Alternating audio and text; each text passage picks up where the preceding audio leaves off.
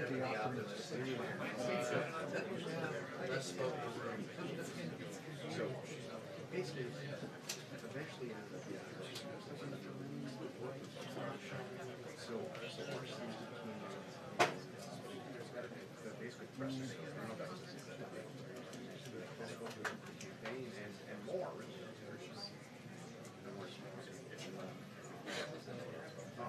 I always thought he was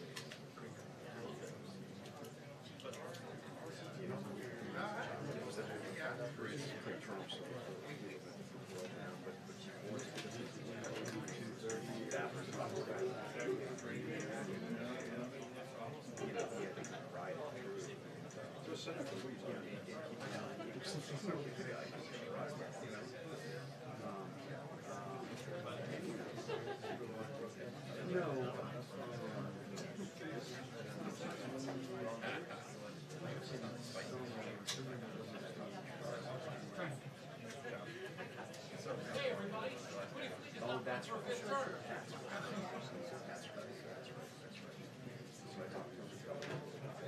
I don't remember. You know, I'll pull from it. Okay, so I just when do I do that? Yeah. Get that. Yes.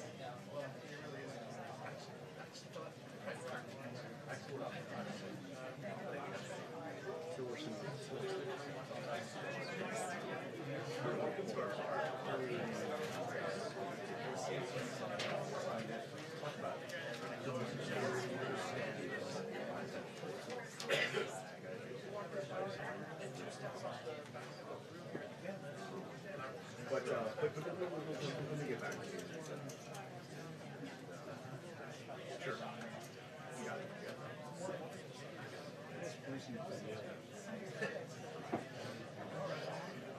No, just present. You're coaching on the side. I got the over. 6 and 8.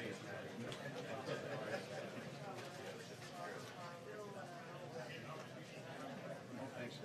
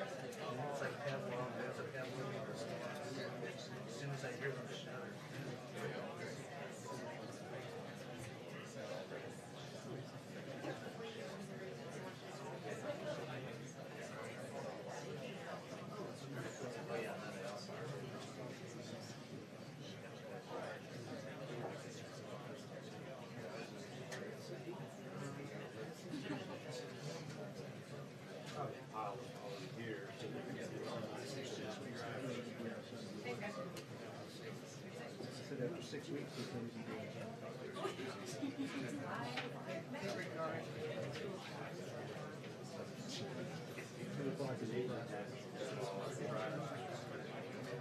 on-time performance.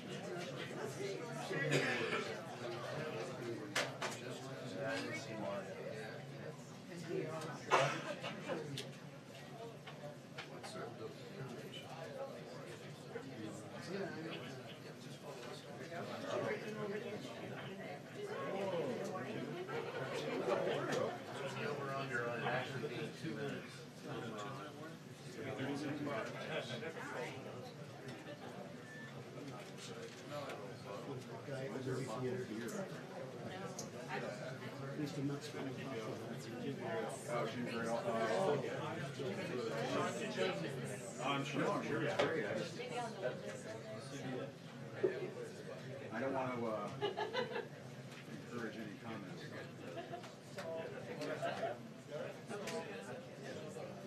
It doesn't take much.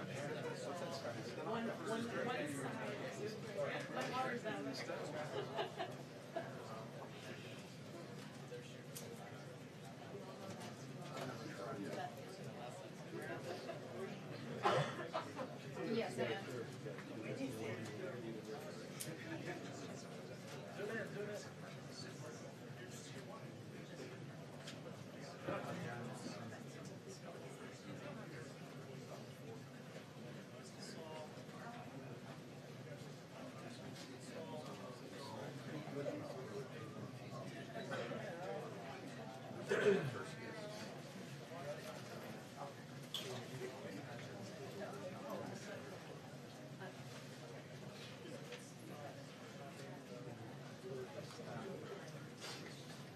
Hi there.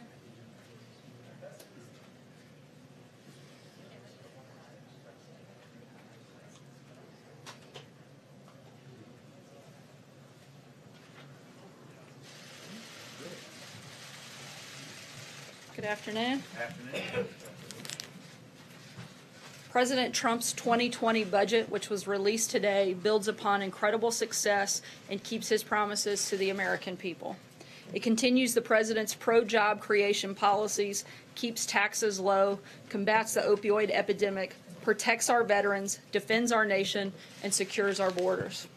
Even with a strong economy, deficits are still a threat, and this budget demonstrates the president's vision to restrain Washington spending and reach a balanced budget by 2034.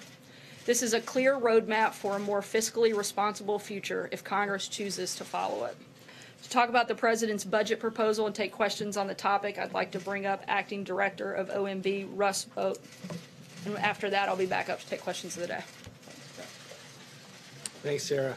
Good afternoon, everyone. Happy Budget Day. Today, we have released the President's Fiscal Year 2020 budget, a budget for a better America, promises kept, taxpayers first. This budget reflects the President's priorities to ensure that all Americans can benefit from the nation's historic economic boom and record low unemployment. No president has done more in 2 years to strengthen our military, restart our economy, and reform our government than President Trump. Promises he made while running for office. This great progress is threatened by our unsustainable national debt, which has nearly doubled under the previous administration and now stands at more than $22 trillion. Annual deficits are continuing to rise and will exceed $1 trillion a year, and it's projected that interest payments on the national debt will exceed military spending by 2024. Washington has a spending problem, and it endangers the future prosperity of our nation for generations to come. This budget contains nearly $2.7 trillion in savings, more spending reductions proposed than any administration in history. This budget will balance in 15 years.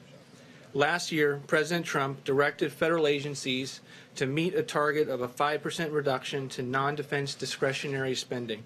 I'm proud to report to you today that we have achieved that target. In terms of the economy, our GDP grew by 3.1% over the 4 quarters of fiscal year 2018. While many claimed we were guilty of wishful thinking, we've met our economic forecast 2 years in a row. the first administration to ever do that. We are confident that the President's historic tax reforms, deregulation, trade policy, unleashing American energy will continue our economic growth. Economic policies in this budget will generate more than enough revenue to pay for the costs of the tax cut. Fiscal year 2020 President's budget outlines a number of key priorities for the administration to continue to pursue. The budget supports public and private school choice through a federal tax credit of up to $50 billion over 10 years. While this administration has made major progress towards streamlining our infrastructure permitting, we continue to request an additional $200 billion to lever up to $1 trillion in total spending. It's the government's responsibility to protect the American people, the homeland, and the American way of life. The budget requests $750 billion for our national defense. And to be clear, this is not funding for endless wars. This is for research and development and procurement to fund the most awe-inspiring military the world has ever known. In addition, federal resources and frontline defenders are overwhelmed at the southern border.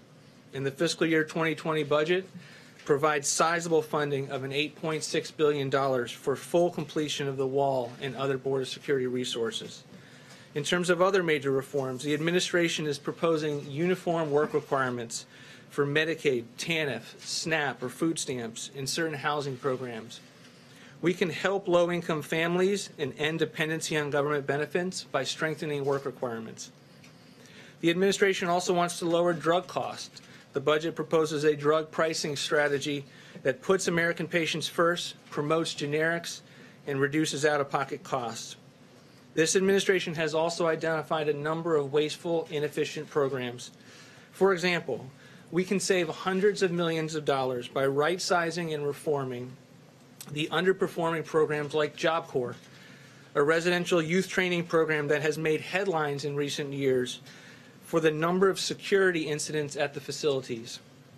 Or take the $600 million that we spend at 85 different cultural and exchange programs at the Department of State, despite the fact that only 1% of the 1 million students that come to this country to study ever benefited from that program, and the fact that at the State Department these programs doubled in the last 10 to 15 years. This budget is yet another fiscally responsible and common sense spending plan from President Trump. The President has continually called for fiscal restraint and will persist in his efforts to end the wasteful spending. Thank you, everyone, and with that, I'm ready to take some questions. John. Russ, there are concerns by some budget watchdogs that money that's in the overseas contingency operations budget will end up building a barrier on the southern border. Can you allay concerns of some of these folks that none of that money would be used to build a barrier? We do not request any OCO money, overseas counterinsurgency money, for the purchasing of or for the completion of the wall. We do have emergency spending that we devote to it, and we continue to continue the military rebuild by asking for what's necessary to complete the wall. That does include military construction funding. So what we do is we both backfill in fiscal year 19 any funding that is used in military construction, and we in fiscal year 2020 we asked for Congress to appropriate these dollars. One other question about defense, if I could, Russ.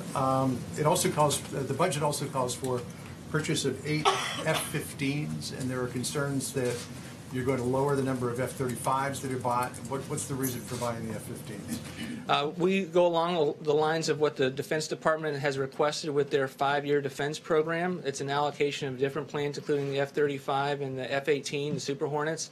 So this is something that has been requested by the military, and we think it's something that will make sense when Congress considers it. John? Yeah, just 2 questions. One, you mentioned what the President promised during the campaign. During the campaign, he also promised that he would eliminate the national debt within 8 years. And as you know, the debt at the end of his first year was at $20 trillion. Last year it went to $21 trillion. Last month, $22 trillion. So what happened to that promise? I mean, the President has added historically large numbers to the national debt instead of keeping a promise to actually pay it off.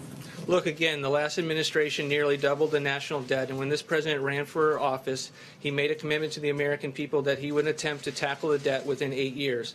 This president did that the very first year that he came to office by sending forth a budget that balanced within 10 years and had more spending reductions than any in history. Well, he's added $2 trillion, more than $2 trillion to the national. He also came into office and had an economic recovery that was needed to put people back to work, get the economy going, and to rebuild the military, and had historic levels of military at $700 and $716 billion in national defense dollars.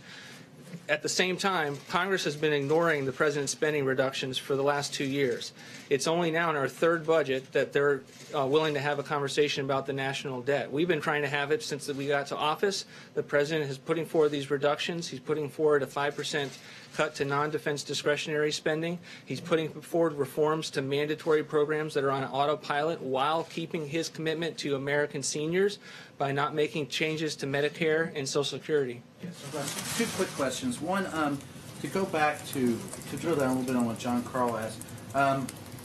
If the deficit is such a problem, why not at least cut the rate of increase to the defense and to the defense budget? And secondly, he has said promises kept, but we're cutting Medicare. How does that keep his promise to the American people? He's not cutting Medicare in this budget. What we are doing is putting forward reforms that lower drug prices, that because Medicare pays a very large share of drug prices in this country, has the impact of finding savings.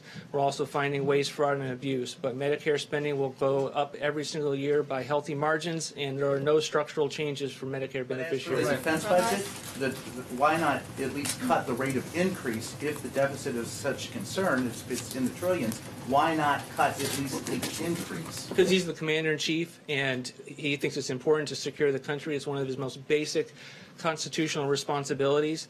The military put forward a 5-year defense plan. It was done over a series of years about the needs, which gets back to John's question. We are going along with that 5-year defense plan. In addition, we're putting additional dollars towards the military construction funds that we have tapped. Fred. Yeah, thanks, Rob. Yeah, a couple. One, could you just two major drivers in long-term spending, which would be baseline budgeting and entitlement spending in general? And secondly, this seems maybe a little bit more ambitious in terms of savings than previous budgets you've proposed. And I wonder why that would be, since you're now dealing with a Democratic House, whereas in the past you might have been able to get more than free. It's very in line with previous budgets. We balance in 15 years. Our first budget balanced in 10. One of the reasons that we were unable to balance quicker is because it gets harder each and every year that Congress doesn't go along with our spending reductions. You mentioned mandatory spending. It is a driver. We have more reforms than any president's budget in history. But look, what has happened for far too long is that Congress has blamed mandatory spending and then increased discretionary spending, which they have a vote on every single year, by large degrees. They continue to let a paradigm exist in this country that says for every dollar in defense spending, we're going to increase non-defense spending by $1. We think we need to break that paradigm. We don't think that that paradigm allows us to be able to get our fiscal house in order. Thanks, Russ. Realistically, the administration is not going to get $8.6 billion for wall funding through this budget. Are there other executive actions that you have been looking at in order to pursue, despite the national emergency being declared and the Treasury asset forfeiture and the drug enforcement dollars, that you could use in order to continue to fill the additional funding that you say is necessary for the wall? Right now, we are focused on spending the money that Congress gave us in the last appropriations bill and the money that we have identified as part of declaring a national emergency and spending that well. And this $8.6 billion is geared towards what we would need in addition to complete that wall. Russ, I mean, I know this administration has talked about the importance of infrastructure, and you propose a $200 billion infrastructure this year. But last year there were cuts to other programs that would have caused a net decrease to infrastructure spending. So would there be a net increase in infrastructure spending under this budget? What most people refer to when they look and make that assertion is they're looking at the fact that the trust fund it doesn't have enough revenues coming into it. This budget looks at the baseline and assumes that that's to be the case, but we are totally ready and willing to talk with Congress about how to ensure that there's additional dollars in the federal trust fund and to put forward additional $200 billion in new investment to make sure that it's not just a surface transportation bill, that when we need money for broadband or other infrastructure, that is also something that we can pursue. Last thing, so it sounds like you're saying that the administration needed to take on deficit spending the first couple of years because the economy needed the kick, but we also hear from the administration that this is an economy that is roaring right now. So with that being the premise, how do you square having deficits in 2019, 2020, 21, and 2022, 4 years going forward of $1 trillion+ deficits? How is that fiscal conservatism? I wouldn't say that we needed deficits to get the economy starting. I would say that we put forward spending reductions that were aimed at a balanced budget, and we have each and every year.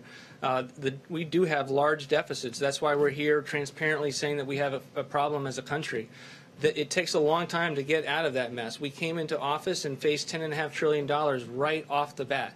And instead of being with us and considering our proposals and allowing us to make the factual case for why the American people would be better off under these reforms, Congress just hasn't been willing to play ball, even though they have the power of the purse. It seems like, Russ, just to pick up on that real quick, it seems like one of the ways you're trying to go at it is by reducing non-defense discretionary spending.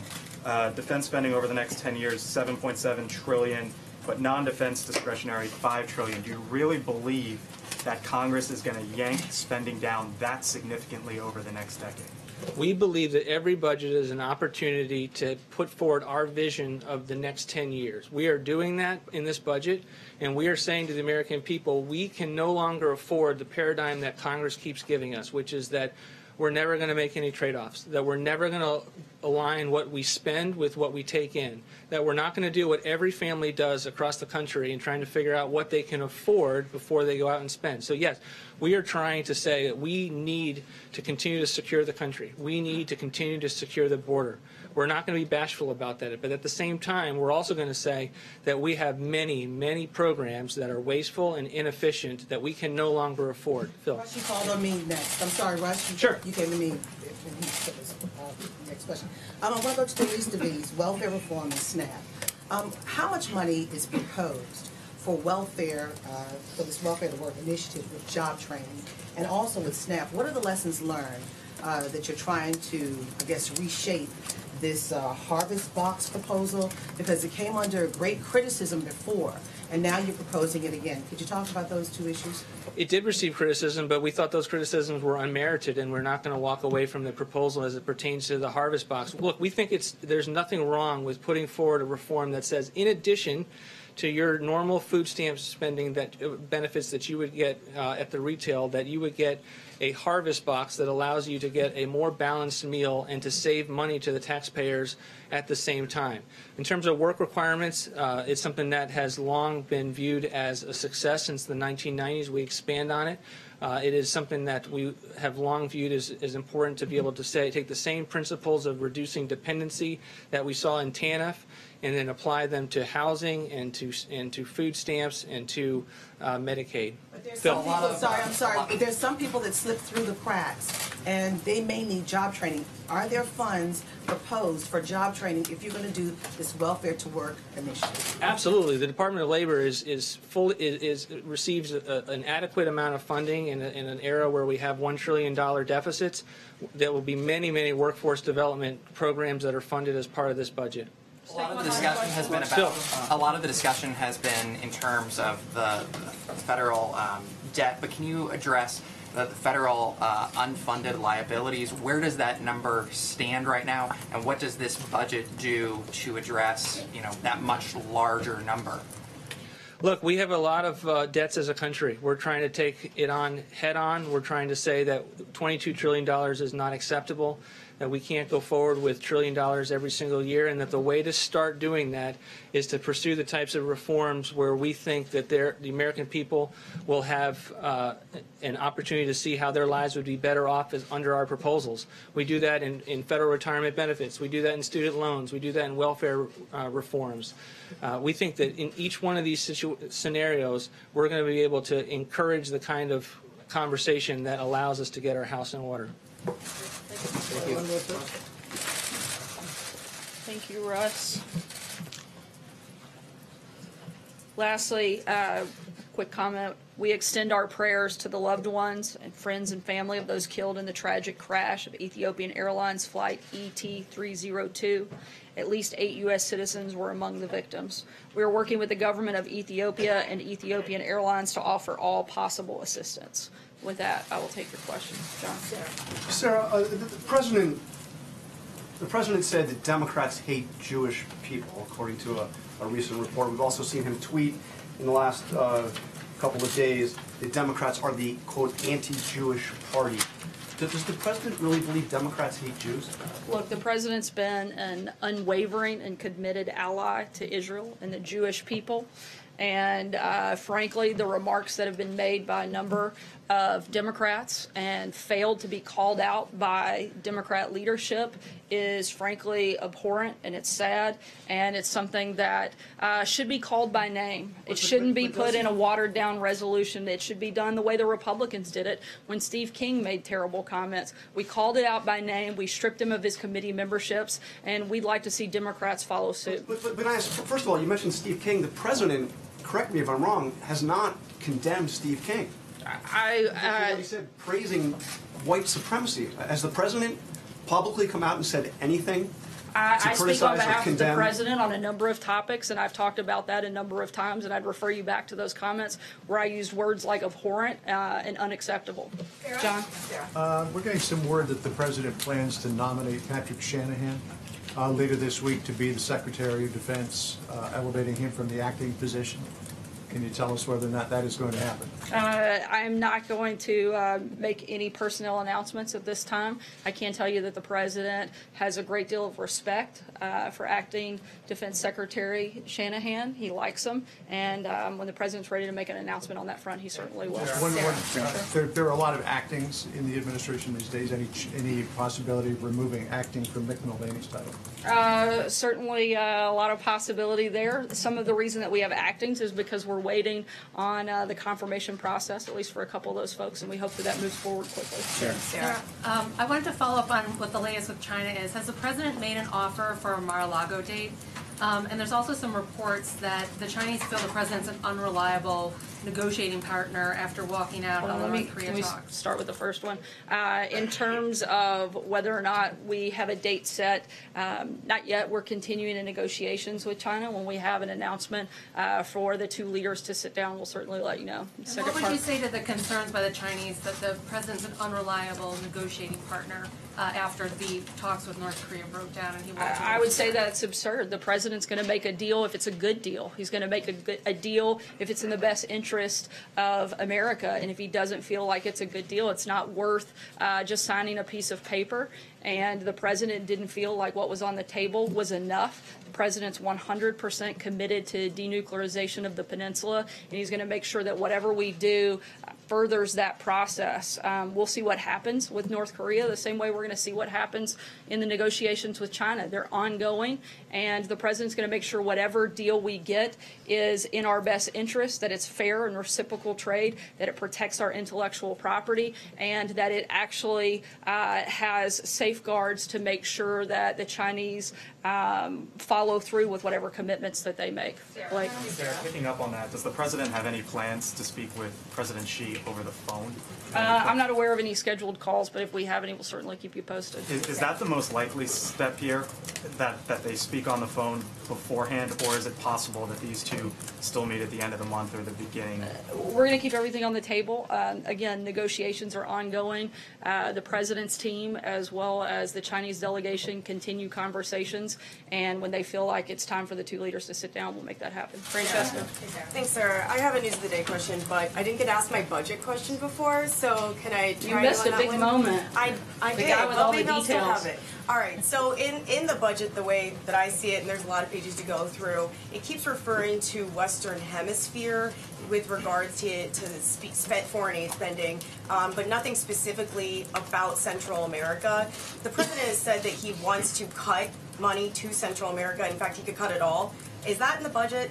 I don't have any specific update on that front. I don't think there's a different policy. On the news today, the big vote's coming up this week in the Senate on the resolution with regards to the national emergency. What is the president doing to stop a rebellion among Republican senators? We know that a rising number, has been reported as many as 10 or 15 could vote against that. What's the president doing about that? He's doing his job. He's doing what Congress should be doing. He took an oath of office, and he has a constitutional duty to protect the people of this country. We have a humanitarian and national security crisis at our border, and the president's doing his job in addressing it. He gave Congress a number of opportunities to actually address it, and they failed to do so. So the president is taking his constitutional authority that Congress granted him. Let's not forget, the only reason he has the authority to call a national emergency is because Congress gave him the right to do so. They failed to do their job. The president's fulfilling his duty, and he's going to make sure he does what is necessary to protect the people of this country, secure our borders. Calls or meetings that he might be taking with senators who he believes could be voting for that resolution. Certainly, we talk to a number of members every single day, certainly at the presidential and the staff level, and we're going to continue to engage with them in this process. Sarah, what is the administration specifically doing to look into Secretary Acosta's role in the secret plea deal for Jeffrey Epstein? Does the president have any misgivings about the role that this top official played in this deal? That's currently under review. Because of that, I can't get into a lot of specifics, but we're certainly looking at it. How Any timeline for that review, sir? I'm not aware of a specific timeline. So I have a question for you, but I also have a follow-up to a colleague because I didn't hear you actually answer the question. So yes or no, does the president truly believe that Democrats hate Jews? I am not going to comment on a potentially leaked document. I can tell you what I can tell you. Does he think Democrats hate Jewish people, as he said on the South? I think that they've had a lot of opportunities over the last few weeks to condemn some abhorrent comments. I'm trying to answer. If you'd stop talking, I'll finish my statement. The president has had and laid out clearly his position on this matter. Democrats have had a number of opportunities to condemn specific comments and have refused to do that. That's a question, frankly, I think you should ask Democrats what their position is, since they're unwilling to call this what it is and call it out by name and take actual action against members who have done things like this, like the Republicans have done when they had the same opportunity. So I want to ask about Paul Manafort, but I just want to be very clear. You're not answering the question. Is there a reason? I believe I answered it twice. You didn't say yes or no. Does he really believe Democrats hate Jews? I'm just trying to get a sense of that. I think that's a question you ought to ask the Democrats. Let me ask you about Paul Manafort. Why hadn't, obviously Paul Manafort goes for the second half of the sentencing this week, why hasn't the president ruled out a pardon for Paul Manafort? The president has made his position on that clear, and he'll make a decision when he's ready. On pardons, last week the president tweeted that Michael Cohen, quote, directly asked me for a pardon. When did that happen? Was that when was Cohen here at the White House and came into the Oval Office and asked the president for a pardon? Did it happen on the phone? Do you have a date? Do we know when that happened? I'm not going to get into specifics of things that are currently under review by the Oversight Committee and other committees. What I can tell you is that Cohen's own attorney stated and contradicted his client when he said that he was aware that those conversations had taken place. We know that Michael Cohen lied to Congress prior to his testimony most recently, and we know that he's lied at least twice in that hearing. I think that it's time to stop giving him a platform, let him go on to serve his time, and let's move forward with matters of the country. One budget question, just to put it on the record, because a lot of people in the country want to know, is there anything in the president's 2020 budget request that has Mexico paying for the wall? As the president has stated a number of times through the USMCA trade deal that we look forward to getting passed soon, that'll be part of how that takes place. John? Thank you, Sarah. Two brief questions. Following up on John's personnel question, does the president have full confidence in Secretary Acosta, or is the Labor Secretary possibly leaving? I'm not aware of any personnel changes, but again, those things are currently under review. When we have an update, I'll let you know. The other question is the president in discussion about signing an executive order to undo Executive Order 13166, President Clinton's executive order. I was going to say, I hope you tell me what that one is. Yeah.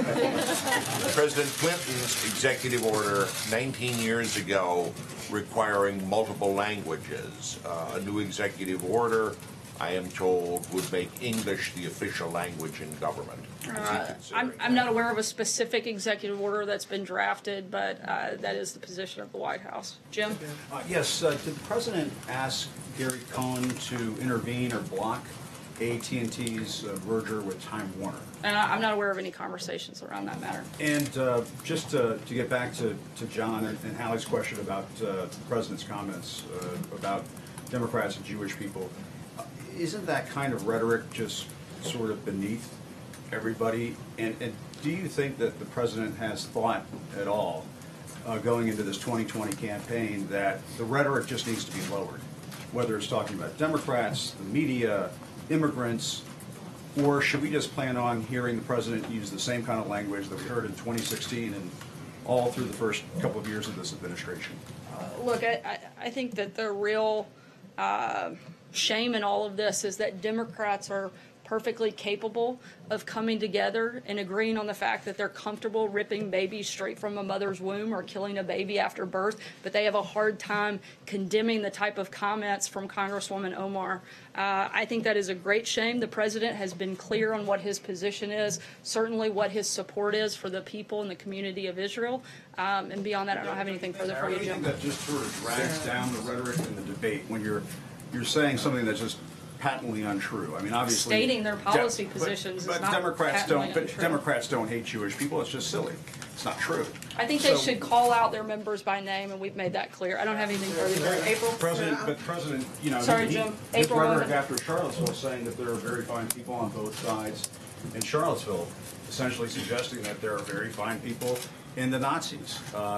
That's not at all what the president was stating. Not at any point. The president has been incredibly clear and consistently and repeatedly condemned hatred, bigotry, racism in all of its forms, whether it's in America or anywhere else, and to say otherwise is simply untrue. April. That's kind of along what I was asking, two questions, but that's kind of along what I was asking. Since the president did say that in Charlottesville, some very fine people on both sides, has he, in your opinion, or has he, for us, because I don't remember it, condemned the neo-Nazis in Charlottesville for their actions against the Jewish Americans there? The president has condemned neo-Nazis and called them by name, which is what we are asking Democrats to do when they see this same type of hatred. Deborah. Also, can we Sorry, I'm making move. Deborah, go ahead. Can we expect to have briefings more often now, since there have been a little bit changing atmosphere here? I haven't noticed a change in the atmosphere. I know that the president's the most accessible president in modern history. I know that he takes questions from you guys nearly every single day, and on days he doesn't, sometimes I do it from here. We answer hundreds of questions from reporters all over the world every day. We're going to continue to do that. Sometimes we'll do it from this room. Sometimes we'll do it in other venues and other platforms. And let me, in the new spending blueprint, the OMB, why did the OMB include money for the Yucca Mountain? I'm sorry, can you say it a little louder? Yes, I can. Why did the OMB include money for the Yucca Mountain nuclear waste repository? And what are the chances, it's in your spending blueprint, and what are the chances that Congress will actually enact that? I think that the chances that Congress will do its job based on historical precedent over the last couple of months are probably unlikely, but that doesn't mean we're not hopeful that they will work with us, look for ways that we can reduce spending and protect our military, do things like that, which you see in the president's budget. We'd love for them to work with us on that. Can you tell us a little bit about what the thinking was to put that in? I'm not aware of any specific policy changes on that front or anything on there. I'll let you know if we have something. One last question, Paula. Sir, why did the president write a check to Michael Cullen for $35,000 in August of 2017 while he was here in the White House? What was that money for? I'm not aware of those specific About this, he specifically accused the president of engaging in a conspiracy to conceal campaign finance violations. He presented the check. The president's been clear that there wasn't a campaign violation. Beyond that, I can't get in. He didn't know about these hush money. Beyond that, I His can't. story has changed. Again, I would refer you back to the president's comments. That's not something I'm a part of, and I would refer you to the president's outside counsel beyond his comments. He did during his time at the White House. Does the White House deny that the president is individual one? I'm sorry? Individual one in the Southern District of New York. Again, the I'm not person going to who directed comment Michael on that Cullen. on an ongoing case. That's not something I would be a part of here at the White House, and I would refer you to outside counsel. What I can tell you is the president has stated his position and made it clear. Thanks so much, guys. Why did the president deny saying something that was caught on tape, on camera? Sarah, why did he later deny it?